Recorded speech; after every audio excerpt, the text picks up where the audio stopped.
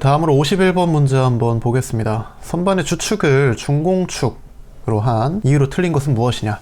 자, 일단은 중공축, 저희가 일반적으로 알고 있는 축이 중실축이라고 해서 이렇게 내부가 가득 차 있죠. 근데 중공축은 가운데 이렇게 구멍이 뻥 뚫려 있는 거, 가운데가 비어 있다, 빌공자 써서 중공축이라고 하는 거죠.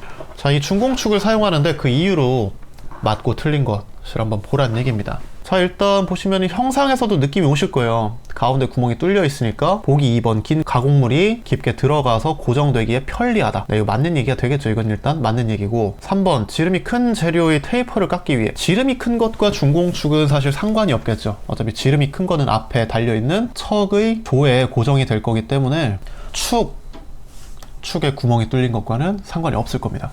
그래서 이거는 X, 3번이 틀린 게 되는 거죠.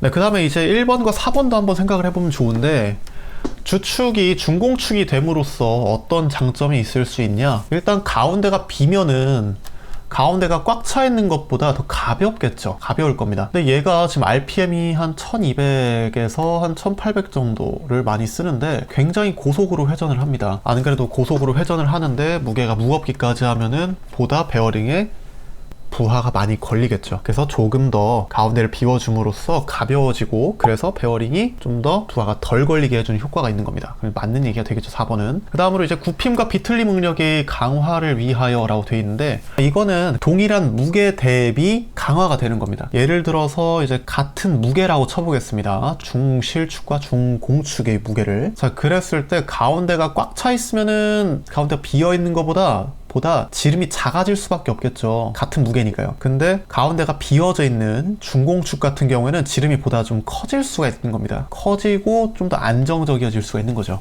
자, 이렇게 되면은 단면계수라는 개념 여러분 한번 들어보셨을 것 같은데, 이 단면계수 차원에서 뭔가 회전력에 의해 발생하는 어떤 이런저런 비틀림 이라든지 뭐 굽힘 이런 거에 대해서 좀 나름의 형상에 대한 값을 계수화 시켜 놓은 게 있어요. 근데 그런 측면에서 봤을 때는 가운데를 비워 놓고 오히려 지름을 좀 더 크게 하는 것이 비틀림 측면에서 훨씬 더 좋더라 라는 그런 실험 결과가 있습니다. 그리고 그거를 저희가 직접 계산을 해서 수식화 시켜져 있는 그런 값들도 있고요. 그런 것들에 따라서 가운데를 비워 놓으면은 이 고속 회전이 일어나는 데서는 좀 더 유리하기 때문에, 또 이제 자체적인 무게도 많이 감소가 되면서 회전에 의한 그런 비틀림 모멘트 이런 것들이 훨씬 더 줄어들 수 있기 때문에 그런 면에서 강화가 된다라고 보는 겁니다. 그래서 이제 1번도 맞다라는 표현이 될 거고요. 근데 만약에 동일한 지름에서 가운데만 뻥 뚫려 있다 그러면은 아무래도 채워져 있는 게 미세하게나마 좀 더 좋을 수는 있겠죠. 다만 가운데 비워짐으로써 나름의 자중도 줄일 수 있고, 좀 더 같은 무게여도 지름을 좀 더 키워줄 수도 있고,